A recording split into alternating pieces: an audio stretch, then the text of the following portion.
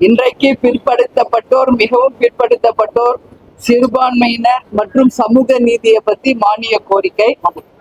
இன்றைக்கு இதை பத்தி இங்க அவையில பேசணும். முதல்ல இன்னைக்கு எனக்கு வாய்ப்பு இருக்கிறது, ஆனா 10வது வாய்ப்பு.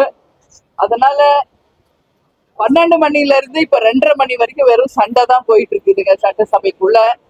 நான் எந்திரிச்சோடனே கேப்டனுடைய பிறந்த நாளுக்கு வாழ்த்து தெரிவித்த முதலமைச்சர் விஜய் அவர்களுக்கும், எதிர்கட்சி தலைவர் உதயா அவர்களுக்கும், திமுகவினுடைய தலைவர் அண்ணன் ஸ்டாலின் அவர்களுக்கும், அதிமுகவின் பொதுச் செயலாளர் அண்ணன் எடப்பாடி பழனிசாமி அவர்களுக்கும், அதே போல அண்ணன் விசிகாவின் தலைவர் திருமாவளவன் அவர்களுக்கும், கேப்டனுக்கு வாழ்த்து சொன்ன எல்லாருக்கும் இன்னைக்கு நன்றி சொல்லியிருக்கேன். மருத்துவத்துறை அமைச்சர் அருண்ராஜ் கூட பதிவு போட்டிருந்தார், அவருக்கும் நான் வாழ்த்து சொல்லிட்டேன், நன்றி சொல்லிட்டேன்.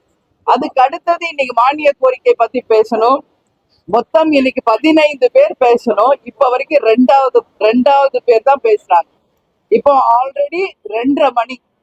சோ நாங்க டெய்லி பாக்குறோம், ஒவ்வொரு உறுப்பினரும் எக்ஸாமுக்கு கூட ஒருத்தர் இப்படி படிச்சிருப்பாங்களான்னு சொல்ல முடியாது. அந்த அளவு எல்லாரும் ராத்திரியும் பகலும் உட்காந்து ப்ரிப்பேர் பண்ணி வர்றாங்க. ஏன்னா மக்களுக்காக பேசணும், மக்கள் பிரச்சனையை சரியான முறையில புள்ளி விவரத்தோட பேசணும். ஆனா இங்க வந்து பார்த்தா ஏறக்குரிய 1 hour தான் மக்களை பத்தி பேசுறாங்க. மீதி அத்தனை அவர்ஸும் வெறும் சண்டை தான் போயிட்டு இருக்குங்க. வெறும் சண்டை தான் போகுது. இதனால மக்களுக்கோ நாட்டுக்கோ எந்த பிரயோஜனமும் கிடையாது.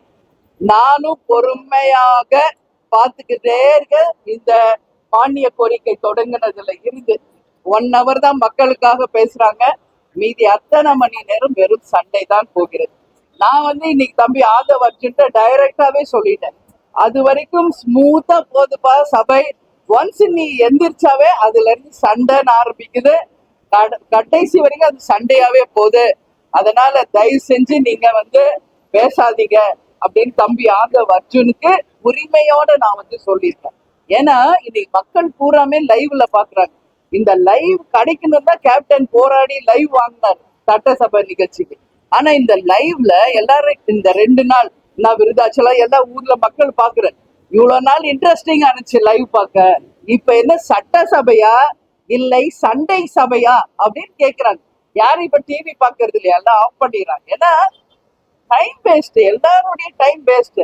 இது மக்கள் வரி பணத்துல நடக்குதுங்க இந்த சட்டசபை. ஒரு நாளைக்கு எவ்வளவு செலவாகுது என்பதை அரசாங்கத்துக்கிட்ட கேளு தெரியும்.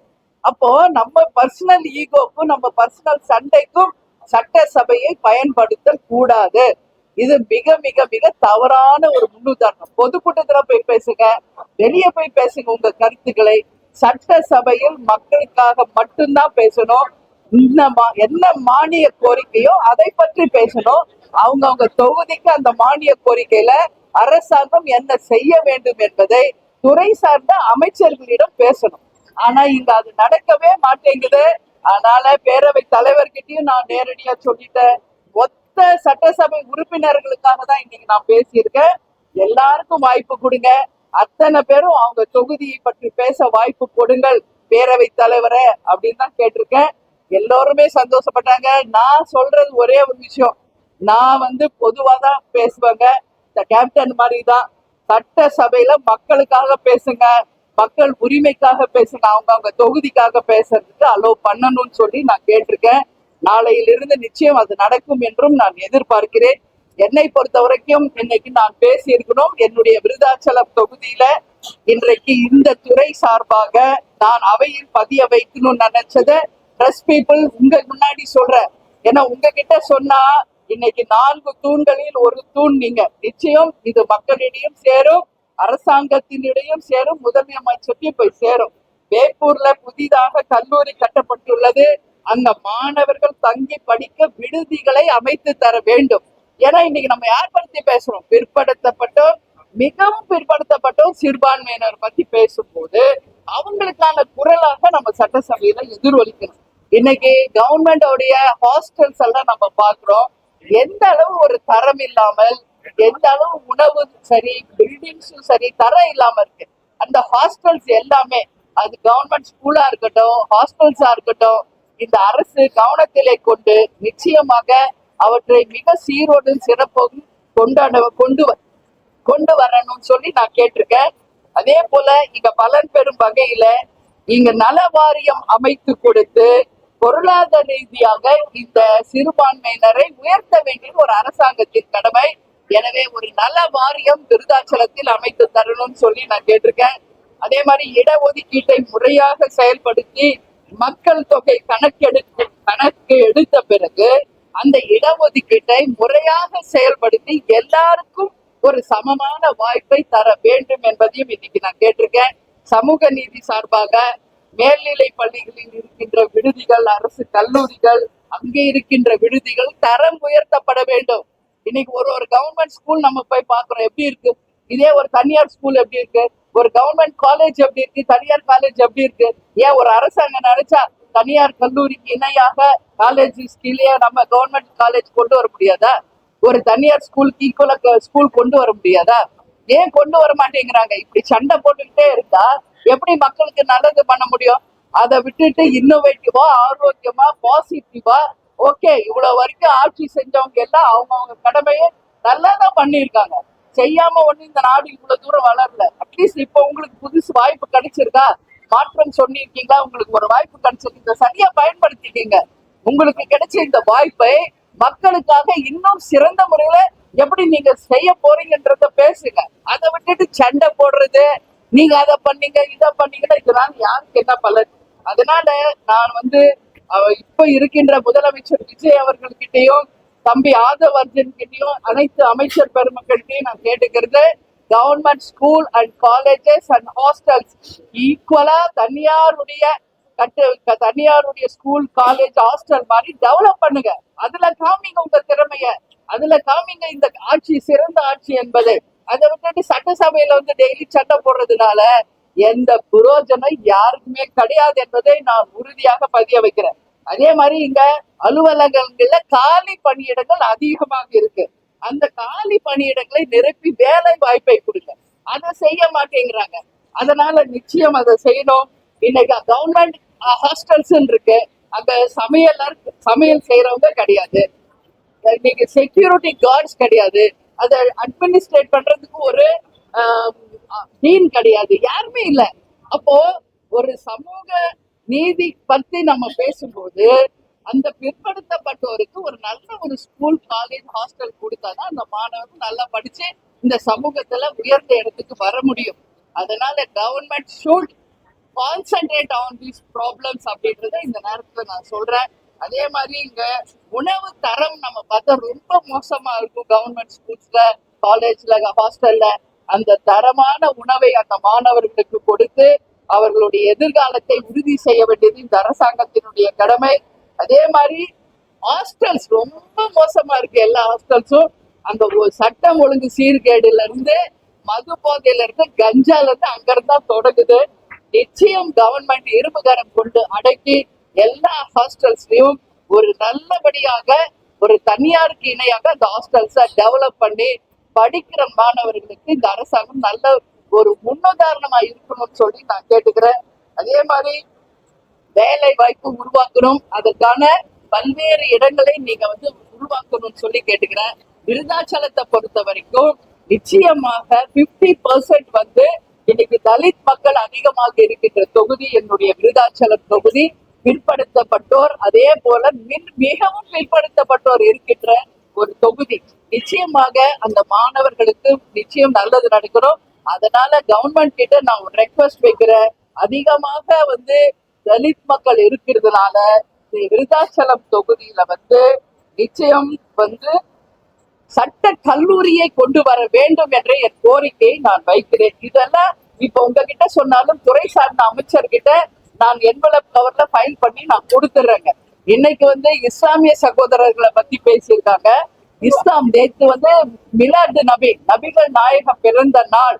அதனால எல்லாரும் அவருக்கு நேற்று நம்ம வாழ்த்துக்களை சொல்லியிருக்கோம், மிலாடு நபி வாழ்த்துக்கள். அதனால இஸ்லாமிய சமூகம் நம்மளுடைய தொப்புள் கொடி உறவு அவங்க. அதனால நிச்சயம் அவங்களுக்கான அனைத்து சமூகத்துல எல்லா அந்தஸ்தையும் கொடுத்து அவர்களை பாதுகாக்க வேண்டியது நம்மளுடைய கடமை. அவங்களுக்கு எல்லா உரிமையும் தரணும். அதனால இன்னைக்கு 3 அமைச்சர்கள் பேசியிருக்காங்க. இதுல சமூக நீதி பற்றி சகோதரர் வன்னியரசு பேசினாரு. அதுல அண்ணன் திருமாவளவன் அவர்களுக்கு இப்ப நான் என் நன்றிகளை சொல்றேன். விருத்தாச்சலத்திற்கு வந்து எனக்காக அவர் பிரச்சாரம் பண்ணார், அதை நான் மறக்க மாட்டேன் எப்பவுமே. அதனால அண்ணன் திருமாவளவன் அவர்களுக்கு என் நன்றிகளை சொல்கிறேன். கேப்டனுக்கு நேற்று பர்த்டே விஷ் சொன்னாரு. ஏன்னா ஒருத்தர் செய்த ஒரு சின்ன உதவி கூட நம் வாழ்நாள்ல மறக்க கூடாது, அது யாராக இருந்தாலும். அதனால இன்னைக்கு இதெல்லாம் நான் சட்டசபையில பேசணும்னு நினைச்சேன். பட் இன்னும் சண்டை சண்டை சண்டைன்னா எல்லாருடைய டைம் வேஸ்ட் ஆகுது. யாரும் இன்னும் சாப்பிடுறது இல்ல, எதுவும் இன்னோவேட்டிவா போல. அதனால என்னுடைய கருத்தை எல்லார் முன்னாடியும் பதிய வச்சுட்டு அவைத்தலைவரிடமும் தனியா பேசிட்டு வந்திருக்கேன். நிச்சயம் நாளையில இருந்து ஒரு மாற்றம் சபையில் வரும். அந்தந்த துறை மீது அந்தந்த அமைச்சர்கள் பேசின பிறகு ஆக்கப்பூர்வமான ஒரு நல்ல விவாதங்களாக மக்களுக்காக தமிழ்நாட்டின் வளர்ச்சிக்காக இருக்கணும்னு சொல்லி என்னோட ரெக்வஸ்ட் வச்சிருக்கேங்க. எல்லா சட்டசபை உறுப்பினருக்கும் வாய்ப்பு கொடுங்க. கொடுத்தவங்களே வாய்ப்பு கொடுக்காதீங்க. பேசினவங்களே பேசிட்டு இருக்கா அப்ப எல்லாரும் தானே சட்டசபை உறுப்பினர்கள். எல்லாம் ராத்திரி 2 மணி 3 மணி வரைக்கும் எக்ஸாம்க்கு எழுதுற மாதிரி குறிப்புகள் எடுத்துட்டு வராங்க. ஆனா என்ன பிரயோஜனம்? எதுவுமே பேச வாய்ப்பு இல்லை, மறுபடியும் சும்மா தான் திரும்பி போறாங்க. இது ஒரு தவறான முன்னுதாரணமாக இருக்கிறது. அதை அண்ணன் நம்மளுடைய அவைத்தலைவர்கிட்ட சொல்லியிருக்கேன். நிச்சயம் நாளையில இருந்து ஒரு மாற்றம் வரும் என்று நினைக்கிறேன். நான் தம்பி ஆதவர்ஜுன்ட்ட நேரடியாகவே சொல்லிட்டேன். தம்பி நீ எந்திரிச்சாதான் சண்டையே ஆரம்பிக்குது. இன்னி இருக்கின்ற கொஞ்சம் 8ஆம் தேதி வரைக்கும் நீங்க வந்து பேசாதீங்க. அது வரைக்கும் ஸ்மூத்தா போகுது. ஆதவர்ஜுன் எந்திரிச்சோடனே 4 மணி நேரம் சண்டையிலேயே போகுது. Waste time waste. தம்பி கிட்ட அங்க நான் வந்து சட்டசபையிலேயே நான் சொல்லிட்டேன். அதனால உங்க பர்சனல் மோட்டிவ் எது இருந்தா நீங்க பொதுக்கூட்டத்துல பேசுங்க, இல்ல இந்த மாதிரி பிரஸ் மீட்ல பேசுங்க, எங்கேயோ பேசுங்க, சட்டசபையில் பேசாதீங்க. ஆனா அண்ணன் டீச்சோட இன்வெஸ்ட் ஆதவர்ஜுன் வாய்ப்பு கொடுக்காதீங்கன்னா அவர் கம்மன் உட்காந்து பாக்கட்டும் அப்படின்னு நான் சொல்லிட்டு வந்திருக்கேன். பாப்போம் அவர் பேசுறாரு. ஆதவர்ஜுன் அகைன்ஸ்ட் எல்லாம் இல்ல. நான் என்ன சொல்றேன், ஓகே அவங்க சொன்னாங்க விவாதம் அப்படின்னாங்க. Right, I accept debates. எவ்வளவு நேரம் டிபேட்? ஒரு 5 to 10 minutes. உங்க கருத்தை சொல்லுங்க, அவங்க கருத்து சொல்லுங்க, அதோட போதும். மக்கள் பிரச்சனைக்கு வந்துருங்க. அதை விட்டுட்டு தொடர்ந்து சண்டை சண்டை சண்டை சண்டை. நீங்க அப்படி பண்ணீங்க, நீங்க இப்படி பண்ணீங்க, இவங்க அவங்களை குத்தி காமிக்க, அவங்க இவங்களுக்கு இப்படியே போயிட்டு இருந்தா அதுக்கு சட்டசபைக்கு வரும். இங்க இருக்கிற எல்லாருக்கும் ஏதோ எவ்வளவு வேலை இருக்கு. எல்லாரும் வேலை விட்டுட்டு எதுக்கு வரும்? நம்ம கடமையை ஆற்ற வேண்டும். இன்னைக்கு ஒரு சட்டமன்றத்துல நம்மளை தேர்ந்தெடுத்து அனுப்பியிருக்காங்க அந்த மக்கள். நம்ம என்ன அவங்களுக்கு பத்தி பேசுறோம் சட்டசபையில, தொகுதி பத்தி நம்ம என்ன பேசுறோம், ஒவ்வொருத்தரும் கீழே வாட்ச் பண்றாங்க இன்னைக்கு. ஆனா இங்க எதுவுமே பேச முடியலங்கிறப்போ அவங்க எல்லாம் ஃபீல் பண்றாங்க. இது உண்மைங்க. நான் 2 நாள் விருதாச்சலத்துல இருந்தேன். எல்லா மக்கள் சொல்றாங்க, இது பேசுங்கம்மா, எங்களுக்காக அதை பேசுங்க, இது சொல்லுங்க, நீங்க சொன்னாதான் நடக்கும் அப்படின்னு ஒருத்தரும் அவங்க அந்த நம்பிக்கையோட வந்து நம்ம கிட்ட சொல்லும் போது, ஒரு சட்டமன்ற உறுப்பினராக அதை நான் சபையில தான் பேசணும். பொதுக்கூட்டத்துல பேசினா நான் எங்க வேணாலும் பேசுறேன். அது இல்ல, சட்ட சபையில் மக்களுக்காக பேசணும். எல்லா 234 சட்டமன்ற உறுப்பினர்களுக்கு அந்த உரிமை இருக்கு. அவங்க தொகுதிக்கு பேசும் வாய்ப்பையும், அதே நேரத்தில் அந்த மானிய கோரிக்கை மீது பேசும் வாய்ப்பையும் அவைத்தலைவர் நிச்சயம் நாளிலிருந்து ஏற்படுத்தி தரணும். சண்டைக்கு இடம் தரக்கூடாது. ஒரு வாட்டி வாய்ப்பு கொடுத்தா மீண்டும் அவங்களுக்கு வாய்ப்பு தரக்கூடாது. எல்லாருக்கும் 5 minutesன்னு நீங்க முடிவு பண்ணி நாளிலிருந்து சொல்லுங்க. நான் அவைத்தலைவர்கிட்டையும் சொல்லிட்டு வந்திருக்கேன், தம்பி ஆதவர்ஜுன்ட்டையும் சொல்லியிருக்கேன், அங்க இருந்த அமைச்சர் பெருமக்கள்கிட்டையும் சொல்லியிருக்கேன். அதனால எல்லாரும் நம்ம இங்க இருக்கிறது மக்களுக்காக தான். அது நல்லது நடக்கணும்ன்றதா என்னுடைய எண்ணம். அறிவிப்புகள் வந்து எப்பயுமே வந்து பின்னாடிதான் வந்து அறிவிப்பாங்க. முன்னாடி அறிவிச்சதான்னு சொல்லி சொல்றாங்க. தொகுதியில இருக்கிறவங்க அவங்களோட இது வரும்னு நினைச்சிட்டு இருப்பாங்க. ஆனா முன்னாடியே ஒண்ணு அறிவிப்பு முன்ன வருதோ பின்ன வருதோ ஏதோ ஒண்ணு, மக்களுக்காக அங்க பேசவே முடியலையே. அறிவிப்பு எப்ப வந்தா என்ன? இப்ப வரைக்கும் ஒருத்தர் கூட பேச முடியலைங்க. மொத்தம் 15 பேர் பேசணும். இப்பதான் 2வது பேர் பேசுறாங்க. எப்ப அது முடியுது? யாரும் சாப்பிடுறது இல்ல. எல்லாரும் வந்து டயபெட்டிக் இருக்கு, ஏஜ் இருக்கு, எல்லாருக்கும். இப்ப நீங்க எல்லாம் சாப்பிட்டீங்களான்னு எனக்கு தெரியல. நிச்சயம் நீங்க சாப்பிட்டுருக்க மாட்டீங்க இல்லையா? அதுதான் சொல்றேன், எல்லா மனுஷங்கதான். இங்க இருக்க ஒவ்வொருத்தரையும் நான் பாக்குறேன், என்னுடைய சகோதரர்கள்லாம் பாக்குறேன். நான் பேசுனது இன்னைக்கு எனக்காக இல்ல, உங்க எல்லாருக்காக தான் நான் பேசியிருக்கேன். சட்டமன்றமா நடக்கணும், சண்டை மன்றமாக நடக்க கூடாது. டைம் டு டைம் பிக்ஸ் பண்ணுங்க. இந்த டைம் அவங்களை எல்லாம் 1 o'clock லஞ்சுக்கு அனுப்புனா press people also should go for lunch by 1 o'clock. அதுக்கப்புறம் தொடர்ந்தா 2 மணிக்கு ஆரம்பிங்க. ஏன் இப்படியே போயிட்டு இருந்தா என்ன இருக்கு? எவ்வளவு நாள் ஆச்சு? இப்படியேதான் டெய்லி போகுது. சோ ரொம்ப மன வருத்தத்தோட தான் சபையிலயும் பேசியிருக்கேன், உங்க முன்னாடியும் பேசியிருக்கேன். நாளையில இருந்து கண்டிப்பாக மாற்றம் வரும்னு சபாநாயகர் சொல்லியிருக்காரு. இதை ஆளும் கட்சி தரப்பும் ஏத்துக்கிட்டாங்க, எதிர்கட்சி தரப்பும் நான் சொன்னதை ஏத்துக்கிட்டாங்க, அதிமுகவும் ஏத்துக்கிட்டாங்க. எல்லாருமே பாராட்டு சொல்லியிருக்காங்க. ஏன்னா பொது பிரச்சனை தான், எல்லாருக்கான பிரச்சனை, நல்லது நடக்கணும்னு நான் கேட்டேன். அரசு பள்ளிகளை தனியார் பள்ளிகளுக்கு இணையாக உயர்த்துவதில் தாவேகா திறமையை காட்டும் சொல்லிருங்க. பள்ளி கல்வித்துறை மானிய கோரிக்கையில அதுக்கான தெளிவான விளக்கத்தை சொல்லியிருந்தாங்க. குறிப்பா red zone, yellow zone, green zone. அப்படி தாவேகா முன்னெடுக்கக்கூடிய நிலையிலையும் நம்ம விமர்சனத்தை தேமுதிக வைக்கிறப்ப அவங்க உறுதுதலா இருக்கும்னு நினைக்கிறீங்க? விமர்சனமே கிடையாது, செய்யுங்கன்னு தான் நான் சொல்றேன். இல்ல, அதுக்கான குழு அமைக்கப்பட்டு அதுக்கான பரிசீலனை பண்ணிட்டு இருக்காங்கன்னு சொல்றாங்க. நடந்துச்சா? இப்பதான் சொல்லியிருக்காங்க மேடம். இப்பதானே சொல்லியிருக்காங்க, 8 சுரக்காய் கூட்டுக்கு உதவாது. சொல்லை செயலாக்கட்டும், அதுதான் நான் கேட்கிறேன். எல்லாரும் சொல்லிட்டு தான் இருக்கோம், என்னைக்கு செயலாக்குறது? அவங்க செய்யல நீங்க குறை சொல்றீங்களே, நீங்க பேசாதீங்க, செயல்ல காமிங்கன்னு தான் நான் கேட்கிறேன். காமிங்க. யங்ஸ்டர்ஸ்க்கு பொதுவா உங்களுக்கு வாய்ப்பு கொடுத்திருக்காங்களே, மாற்றம் கேட்டு மாற்றம் கொடுத்திருக்காங்களே, செய்யுங்கன்னு தான் நான் கேட்கிறேன். வெறும் சொல் வேஸ்ட். அதனால செயல்ல நிரூபிங்க அப்படின்னா, நான் ஆளும் கட்சிக்கு உரிமையோட தான் நான் பேசிட்டு வந்திருக்கேன். கேப்டன் எப்படி சொல்வாரோ அது மாதிரி நான் உரிமையோட தான் பேசுறேன். அவங்க யாரும் எனக்கு அகேன்ஸ்டோ, எனக்கு தேவையில்லாதவங்களை, என் தம்பி தான் விஜய், என் தம்பி தான் ஆதவ் அர்ஜுன், என் தம்பி தான் உதயா, என் தம்பி தான் அங்க இருக்கிற அமைச்சர்கள், சட்டமன்ற உறுப்பினர்கள், எல்லாரும் சேர்ந்து மக்களுக்காக போராடுவோம், மக்களுக்கு நல்லது செய்வோம், தமிழ்நாட்டுக்காக பேசுவோம். தமிழ்நாடுக்கும் மக்களுக்கும் நல்லது நடந்தால் பிரஸ் பீப்புள் நீங்களும் நல்லா இருக்கணும், நீங்களும் அதை பாராட்டுவீங்க. அதுதான் என் கருத்து. ஓகே.